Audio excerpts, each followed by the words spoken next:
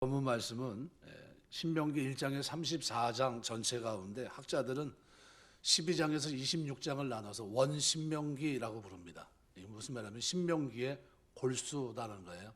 그 진액이 뭔가 오늘 특히 결론부 26장에서는요 두 가지를 얘기합니다. 하나는 이스라엘 민족의 운명적 사건인 출애굽은 오직 전능하신 하나님 여호와의 도우심으로 이루어졌다는 것이고, 두 번째는 그 여호와 하나님은 구원만 하시고 내버려 두신 것이 아니라 이스라엘의 조상 아브라함, 이삭, 야곱에게 약속하신 대로 젖과 꿀이 흐르는 땅까지 인도하셨고, 그 땅에서 결국은 아름다운 열매를 드리게 됐다는 겁니다. 그래서 이 두 가지를 하나님 앞과 온 백성 앞에서 고백하고 감사하는 절기입니다. 그래서 이스라엘 민족의 이 감사 고백문은 과거사를 회상하는 대로 그치지 않습니다.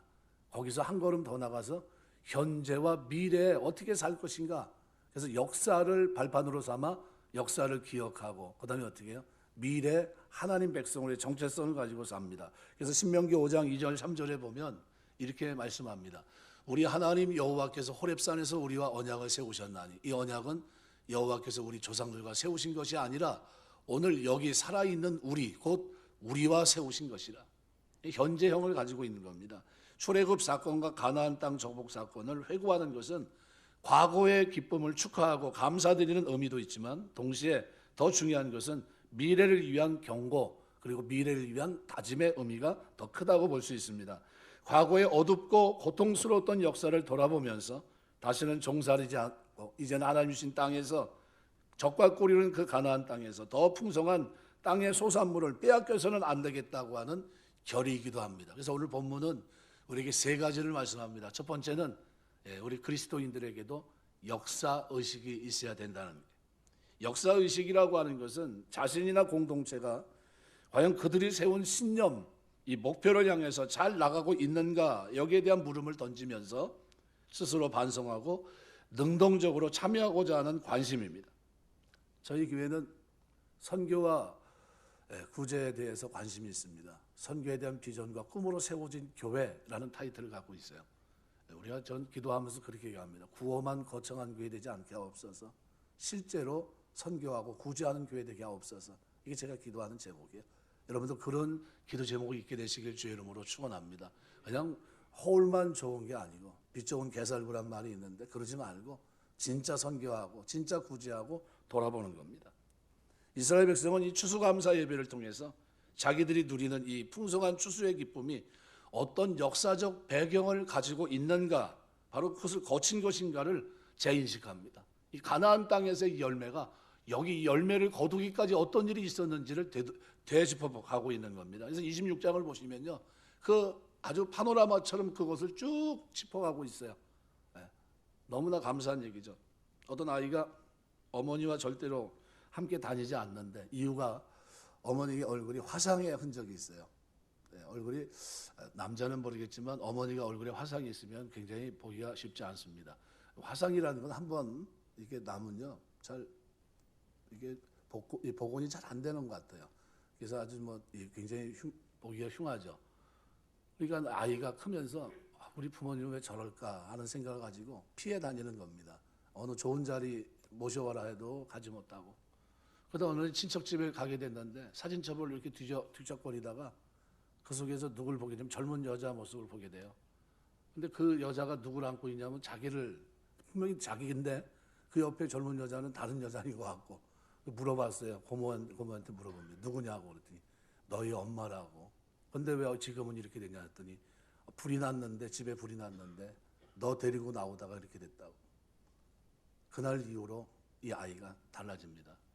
우리 부모님의 저 얼굴이 나 때문에 이렇게 된 거구나. 그 이후로는 어떻게 해요? 부모님이 나를 위해서 이렇게 된 것에 대해 감사의 태도를 가지게 되니까요, 어디 가든지 모시고 갑니다.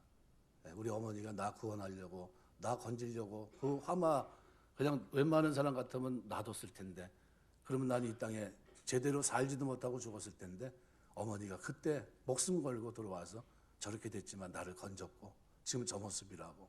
난 늘 감사한다. 이게 뭐예요? 역사의식. 살아오는 그 짧은 세월이지만 그 역사의식을 통해서 달라진 겁니다. 여러분, 우리가 하나님의 은혜와 사랑을 입은 자라는 사실을 여러분이 잊지 마셔야 됩니다. 왜냐하면 우리 그리스도의 신분, 우리의 신분이요 완전히 달라졌거든요. 오늘 3절에 보면은 구약에 보면은 감히 상상하기 신약과는 뭐 완전히 다릅니다. 그래서 구약에 보면 이렇게 얘기해요. 그때 제사장에게 나아가 그에게 이르기를 내가 오늘 당신의 하나님 여호와께 아뢰나이다. 당신의 하나님 여호와께, 나의 하나님 우리 하나님이 아니에요. 아버지가 아닙니다. 당신의 하나님 여호와께 아뢰나이다. 재물 들고 나갔는데 당신의 하나님 여호와께 아뢰입니다. 이렇게 얘기해요. 무슨 얘기입니까?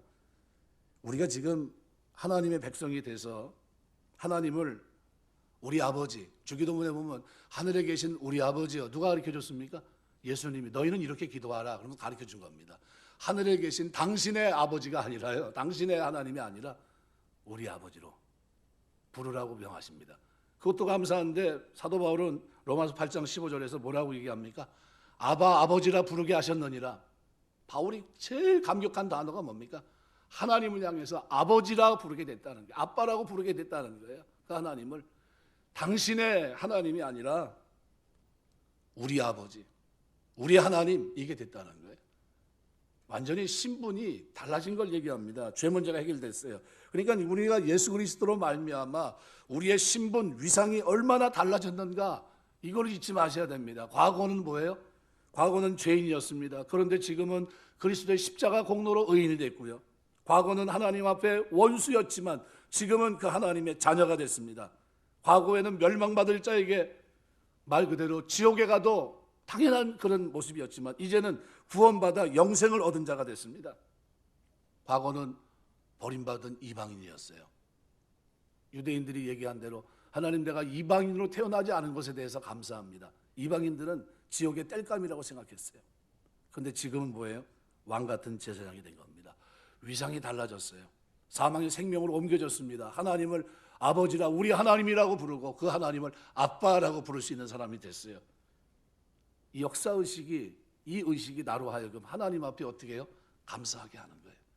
여러분 왜 감사합니까? 얘기하면 내 신분과 위상이, 내 위치가 달라졌기 때문이에요. 영원히 멸망받을 자에서 영생을 얻는 자가 됐기 때문입니다.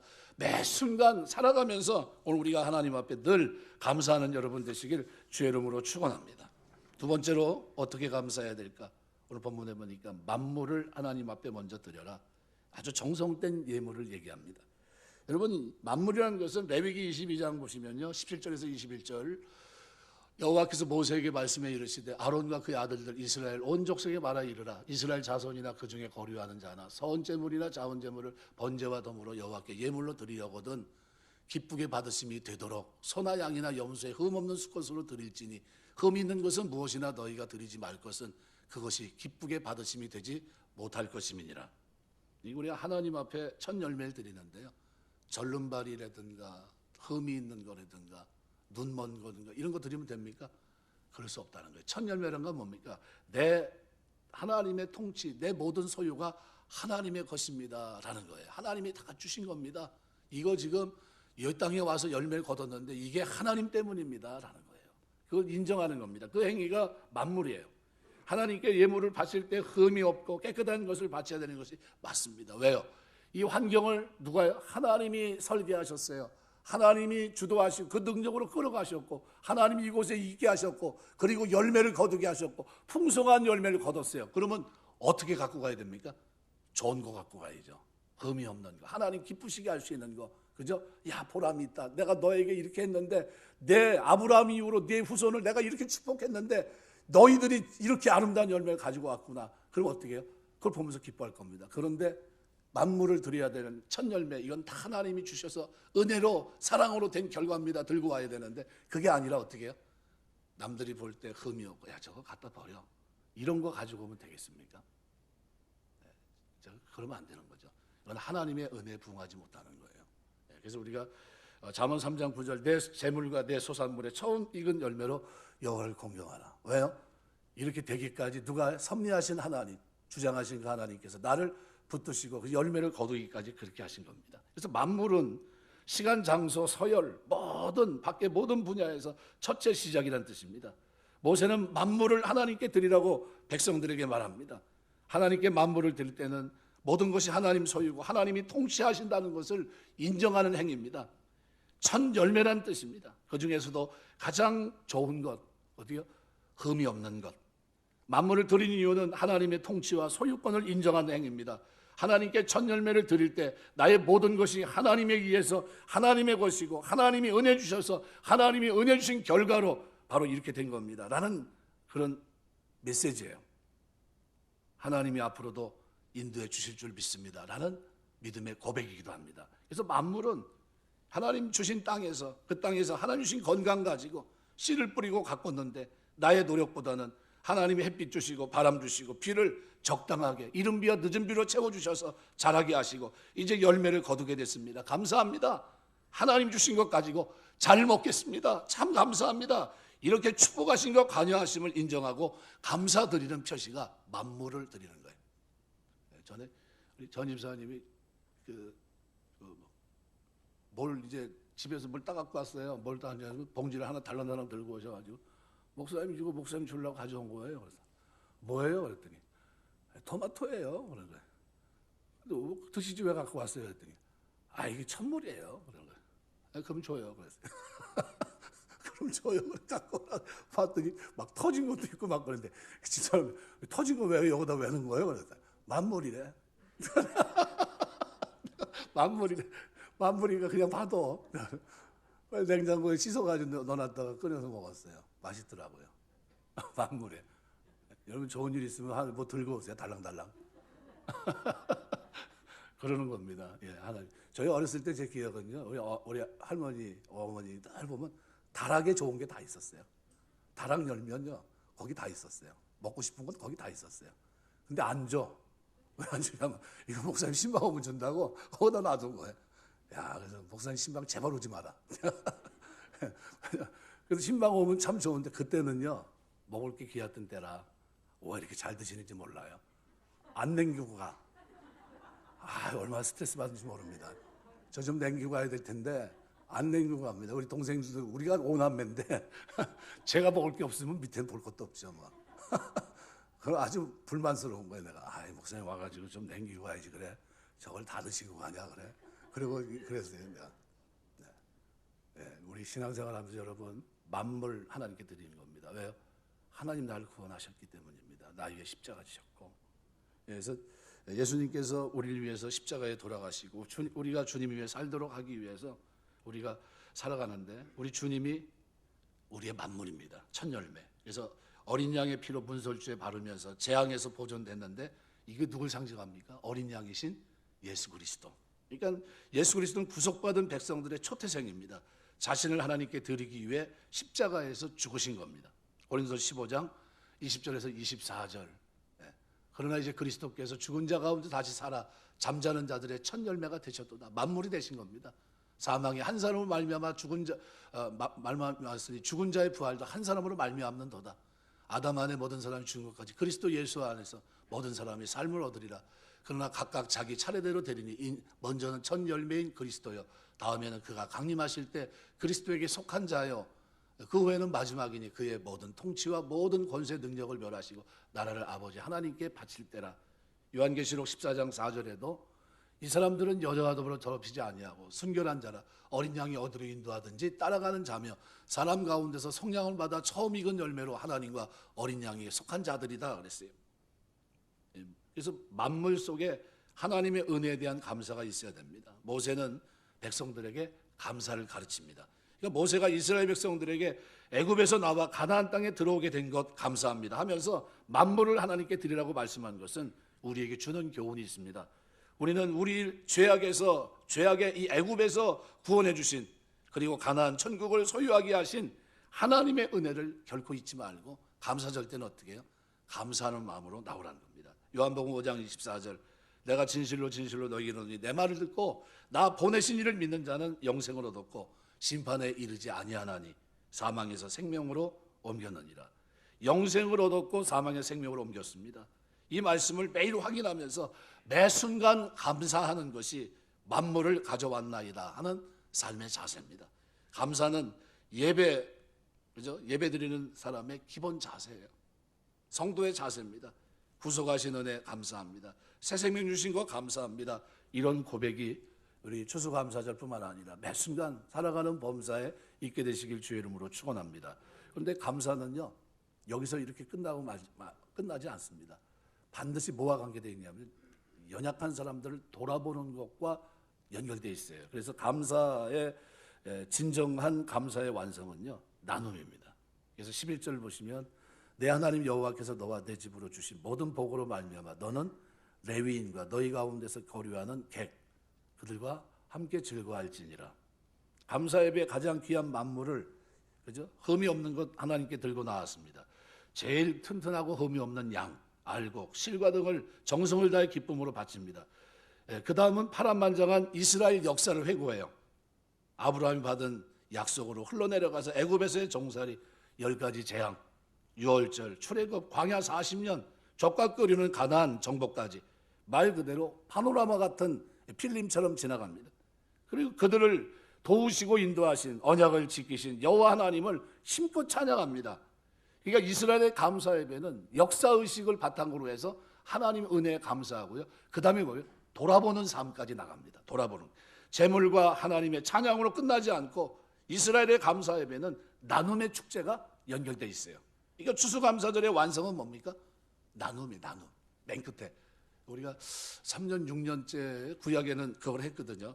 그래서 수직적으로는 제물과 하나님의 찬양이 있고 수평적으로는 이웃과의 나눔, 이것이 있는 겁니다. 이것이 온전한 감사예요. 그래서 오늘 11절 12절 너는 내 집에 주신 모든 복으로 인하여 레위인과 너희 중에 우고하는 객과 고아와 과부와 함께 즐거워하라. 그러니까 이스라엘 감사 예배는 나눔이 결국은 어떻게 해요? 한 부분을 차지합니다. 나눔이 없으면 절름발이 감사 예배예요. 절름발이. 그러니까 이 원리는 오늘날에도 달라지지 않습니다. 그래서 진정한 감사 예배는 예물과 역사의 재인식, 나눔의 축제, 이것이 어우러지는 거예요. 그래서 안식년을 기준으로 해서 세 번째가 되는 3년, 6년 드리는 11조에 대해서 성경은 얘기합니다. 신명기 14장 28절, 29절 보시면 이렇게 표현합니다. 매 3년 끝에 그의 소산의 10분의 1을 다 내어 내 성읍에 저축하여 너희 중에 분깃이나 기업이 없는 레위인과 내 성중에 거류하는 객과 및 고아 과부들이 와서 먹고 배부르게 하라. 그리하면 내 하나님 여호와께서 내 손으로 하는 범사에 내게 복을 주시리라. 손으로 하는 모든 일에 복을 주시겠다는 거예요. 뭐 하면요? 감사의 축제를 하면 언제요? 3년, 6년, 3년마다 하는 겁니다. 3년마다. 우리 교회가 이곳에 세워지고 해마다 이제 이게 쌀 이렇게 해서 구제 이렇게 했습니다. 작년에도 한 70개 정도 나온 것 같아요. 그래가지고 드릴 분 드리고 돌아보고 그리고 나머지는 다 어떻게 해요? GMS 선교사들이 들어오면 밥을 해서 또 며칠간 있는다고 합니다. 본부에 있고 그래서 거기다 다 기증을 했습니다. 교회에서 마땅히 해야 될 일을 이렇게 했는데 금년에도 이제 그런 생각이 있어요. 이제는 조금 더 우리가 이제는 해야 될 때가 되지 않았나. 이제는 우리 생각이 들었을 때 이제 언젠가 좀 하고 싶었는데 코로나 때문에 작년에도 못했고요. 사실은 작년에 하고 싶었는데 못했고 금년도 코로나가 어느 정도 진정 기미가 되고 되니까 아마 12월 중에는 우리가 한번 하려고 합니다. 그래서 12월에 교회에서 이제 이제 구제 쌀을 좀 이렇게 쭉 해서 작년처럼 하고요. 그다음에 이제 노회에서는 이제 어려운 이제 목회를 하고 있는 이제 목사님들 한 몇 명이 됐든 그분들을 초청해서 마음껏 식사도 할 수 있게 이렇게 하는 이런 계획을 저는 가지고 있습니다. 우리 장로님하고 얘기를 해서 아마 좋게 이게 됐으면 좋겠습니다. 히브리서 13장 16절 보면 오직 선을 행함과 서로 나눠주기를 잊지 말라. 이 같은 제사는 하나님이 기뻐하시느니라. 이거 해야 될 일입니다. 그래서 1년에 한 번이라도 여러분 살아가는 동안에 여러분 약한 자를 돌아보는 여러분 되시길 주의 이름으로 축원합니다. 여러분 어려운 사람을 기쁘게 한다는 게요. 하나님을 기쁘시게 하는 겁니다. 전쟁의 패전 속에 포로가 되고 수용소에 들어가서 감옥 생활을 하게 됐을 때 여러분 그 상황이 어떨까요? 비참하죠. 비참한 생활, 고통스러운 생활, 괴로운 생활, 절망이고 말 그대로 지옥입니다. 근데 이 사람이 다 똑같은 환경 속에 있는데 그 감옥에서 어떻게 하면 좀 저 사람들에게 좀 위로할 수 있을까? 좀 고통을 좀 덜어줄 수 있을까? 삶의 의욕을 불어넣을 수 있을까? 궁리하다가 결국은 감옥에서 한 사람이 소설을 쓰기 시작합니다. 그러면서 날마다 그 소설로 사람들에게 웃기기도 하고 힘을 주고 하고 우리의 삶의 정체성을 어떻게 해요? 아주 정확하게 짚어내기도 합니다. 소설 속을 읽어주니까 포로들이 너무 좋아합니다. 위로와 기쁨을 주기 위해 그가 소설을 계속 썼어요. 이렇게 해서 유명해진 소설이 돈키호테입니다. 돈키호테. 세르반테스. 여러분 이 사람이요, 다른 사람을 위로하고 기쁘게 해주기 위해서 열심히 소설을 써서 유명한 작가가 되고 명작을 탄생시켰는데요, 1993년도 노벨 연구소에서요 역사상 최고의 문학 작품으로 뭘 꼽았냐면요, 세르반테스의 돈키호테를 찍습니다. 그때만 뭐 잘못 선정한 거 아니에요. 2002년도에요 살만 루시디, 로만 메일러 세계 유명 작가 100명이 선택한 세계 최고의 작품을 이제 개성할 때 여러분 언뜻 떠오르는 사람 누굽니까? 뭐 섹스피어라든가 톨스토이라든가 도스토옙스키 뭐 그 외에도 많잖아요. 뭐 까메서부터 해가지고 뭐 어마어마한 많은 사람들이 주옥 같은 소설들을 써내지 않았습니까? 그런데 이 100명이 선택한 세계 최고의 작품 뭐냐? 돈키호테라는 겁니다. 1993년도에도 2002년도에도. 그럼 지금 이게 바뀌었을까요? 아무 바뀌지 않습니다. 왜? 뭐를 하나님이 이렇게 귀하게 보시는 겁니까? 약한 자의 그 처지를 돌아보고 그들에게 소망을 주고 힘을 주고 용기를 주고 북돋아 주려고 시작했던 이 소설을 하나님이 기쁘게 받으신 거예요. 그들을 기쁘게 하려고 했던 그를 하나님이 번쩍 드신 거예요. 여러분 살아가면서 우리가 약한 자를 돌아보고 섬기고 그들을 즐겁게 하려고 하는 이 삶을 하나님이 번쩍 드실 줄 믿습니다. 어떻게 하실까요? 내 손으로 하는 범사에 하나님 어떻게 복을 주시리라. 이 단어를 통해서요 설명하고 있는 겁니다. 그럼 복을 줄까요? 안 줄까요? 글쎄 줄 것 같기도 하고 안 줄 것 같기도 하고 이렇습니까? 그렇지 않아요. 하나님 반드시 어떻게 해요? 손을 번쩍 드십니다. 우리 교회가 참 어렵고 이 똑같은 코로나 이 시기를 지나가는데 지금 이렇게 제가 가끔 물어봐요. 우리 장로님한테 재정이 어떻습니까? 늘 물어봐요. 근데 들어보면 연말 되시면 여러분이 들어보시면 알겠지만 이 코로나 이 어려운 중에도 작년과 지금 똑같아요. 그럼 작년과 지금 뭐 할 걸 못했나요? 할 거 다 하면서 교회 질 거 다 짓고요, 섬길 거 다 쉬고 매달 240만 원씩 나갑니다. 금년엔 좀 늘렸으면 좋겠다 제가 얘기를 했어요. 내년도서부터. 그럼 뭐 어떻게 해요? 하나님이 그렇게 하신 거예요. 뭐 하니까요? 섬기니까.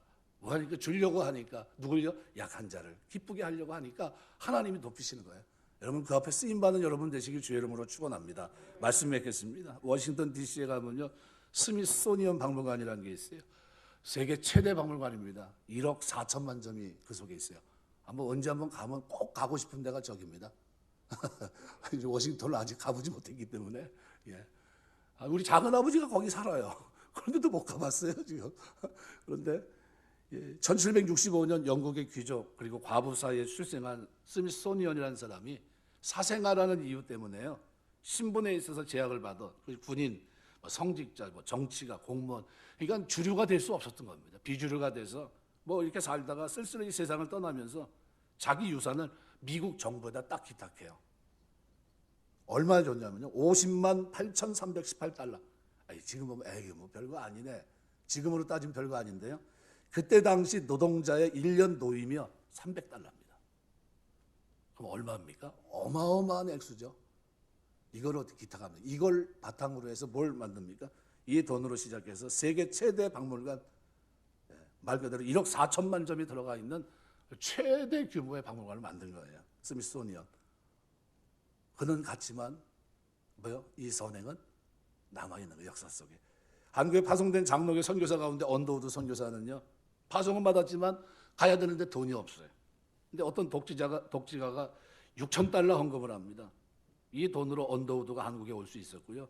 이 땅에 장로교회가 세워집니다. 그리고 오늘 저와 여러분이 장로교회에서 예배드리고 있는 거예요.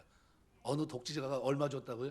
6,000달러를 줘서 그 사람이 한국에 와서 이 장로교회 어떻게 해요? 북장로교회에 와서 씨를 뿌린 거예요. 그리고 열매를 거둬서 거기서 지금 우리가 장로교 교인으로 하나님 찬양하고 예배하고 영광 돌리고 있는 겁니다. 여러분 남는 거는요 하나님 앞에 드린 것밖에 없어요. 떠나갈 때요 남는 거 이거밖에 없어요. 이웃 사랑하고 도와주고 기쁘게 하고 구제하고 선교하고 그것만 남는 겁니다. 하나님께 드리는 일 열심히 하시기 주의 이름으로 축원합니다. 왜요? 그냥 그걸로 없어지는 게 아니에요. 제가 좋아하는 전도서 말씀이 있어요. 내 식물을 무리에 던지라 몇 날이 몇 되어 너에게 돌아오리라. 저는 그걸 믿습니다. 제가 신학 다닐 때 남한테 주는 거 저도 인색한 사람이에요. 잘 못 줍니다. 물론 뭐 명절 되면 막 그냥 나 데리고 가서 집에 가서 밥 먹이고 했는데, 그런데 저 외삼촌이 이제 목회를 하고 있는데 집에 놀러 왔는데 신학 다닐 때 그 책이 그때는 얼마나 귀합니까? 돈 많은 것도 아니고. 아이 많이 좀 샀어요. 이제 보려고 이제 잔뜩 사놨는데 집에 와가지고 그 책을 야 요즘 나오는 책 뭐 없냐 그래서 보여줬더니 다 들고 가네. 아이 말도 못하고 그냥 그러고 말았는데 좀 있다 보니까요 다른 루트를 통해서 하나님이 돈을 주시더라고요. 그래서 그때 이제 깨달았습니다. 뭘 깨달으면 주면 하나님이 갚는구나. 얼마나 억울한지 모르더라고요. 그때 주는데 이게 진짜 줘야 되는 건지 그냥 속상하더라고요. 목사는 그 책이 재산이잖아요. 그런데 그걸 그냥 통째로 그냥 뺏어가는데 그냥 괘씸하기도 하고 왜 막내 외삼촌이 와가지고 이게 뭐 용돈이라도 좀 주고 그러면 좋은데 그게 아니라 있는 거 다 그냥 갈취해가는 것처럼 기분이 영 안 좋았는데, 근데 며칠 지나고 나니까 하나님이 다른 루트를 통해서 생각지도 않은 돈이 딱 들어오더라고요. 그래서 그때 알았어요.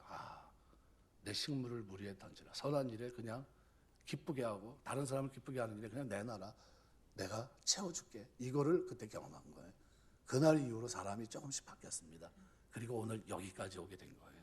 우리 신앙생활 하면서 감사의 축제는요, 뭐로요? 나눔으로 완성되는 겁니다.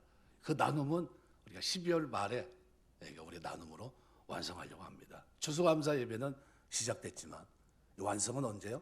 나눔을 통해서 완성됩니다. 여러분의 삶에도 마찬가지예요. 우리가 살아가면서 하나님의 은혜와 사랑을 기억하세요. 하나님께 드릴 때는 만물 귀한 거, 아주 귀한 거 드려야 됩니다. 절름발이 그냥 쓰지 않는 거 이게 아니에요. 시간을 드릴 때도 만물 가장 첫 시간, 그죠? 뭐든지 그렇습니다. 그리고 어떻게 해요? 하나님 앞에 감사의 자세를 가지고 나가면, 그리고 이렇게 약한 자를 돌아보면 하나님이 여러분 하는 모든 일에 복을 주실 줄 믿습니다. 그 복을 받으며 누리며 사는 우리 동탄일교회 성도들 다 되시길 주의 이름으로 축원합니다. 기도하겠습니다.